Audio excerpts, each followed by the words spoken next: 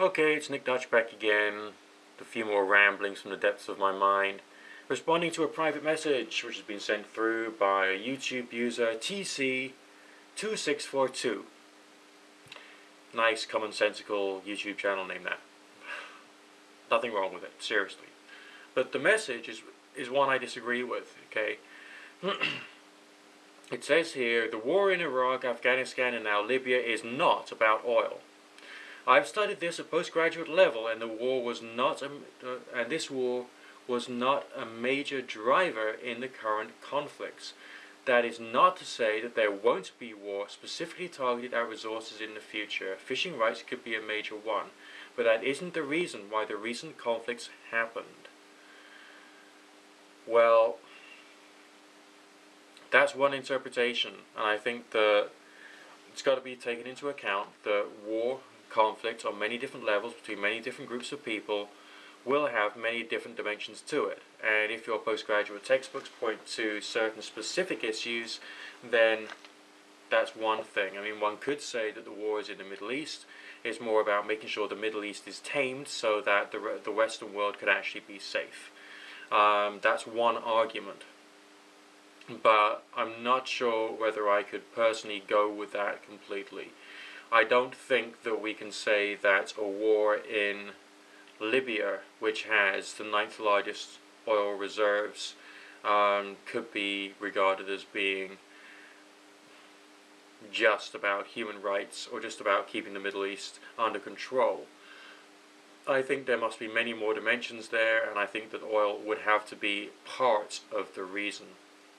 There's all kinds of different forms of warfare. If you think about it in not too distant history, certain parts of the world have been at war over the price of bananas. So there are going to be resource wars because there have always been resource wars. It's just a question of what particular nature they're going to take in the future and how on earth we're going to overcome them. And we as individuals have to do something to try and make it less likely that there is going to be resource wars and we're going to somehow be a part of it. That's my take upon it. Now, obviously, TC2642, if you want to do a video about everything you've learned about the conflict in the Middle East and the role of the West in it, then great, go for it. But I think there's more than one reason why Russia today is quite so Kremlin-focused and anti-West, and that it is part of a resource war, an existing resource war in the here and now against the West. Russia has, what, 3% of the globe's oil resources? There's been debates, shall we call them, about rights to have access to the oil in the Northwest Passage. There's stuff going on right now which is resource-driven and energy-driven. We mustn't forget this. It's happening now, and we're all a part of it. You, me, every single one of us. We've got to do something. This is important. This is serious. So downplaying it through saying that, well, there's lots of other dimensions to it, and therefore we can't actually be responsible for our energy usage, appears to me to be pretty lame, to be quite honest. I'm interested in your ideas, I'm interested in where they're coming from, but I also think it's more a question of what can we as individuals do that is affordable, low cost. What is it that the middle classes can do? What is it that the working classes can do about it? What is it that we as individuals, people who are living in rented rooms and rented flats, can still do about it that can actually help to reduce the likelihood that these resource wars are really going to get big, bad and serious? And it is a question of individual responsibility and what we as individuals can do to helping world peace.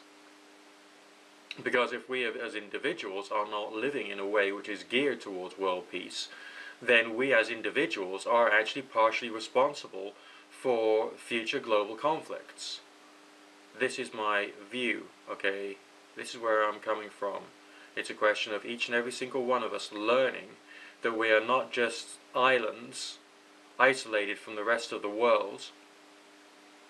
Everything that we do, everything that we buy, we sell, every service that we work with and through, every piece of rubbish that we either throw away and or recycle, it all has an impact, no matter how small, on the bigger picture.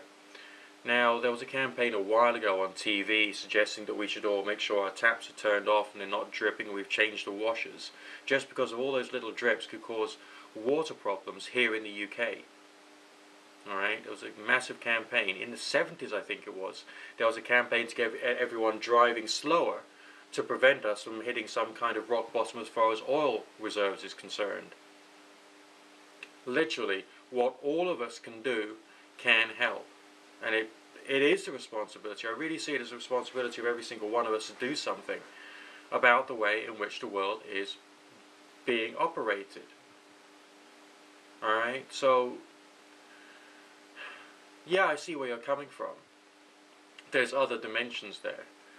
But this most important one is about the survival of the species being us, the home that we're living in being Earth, and how we're going to make something good happen for all of us.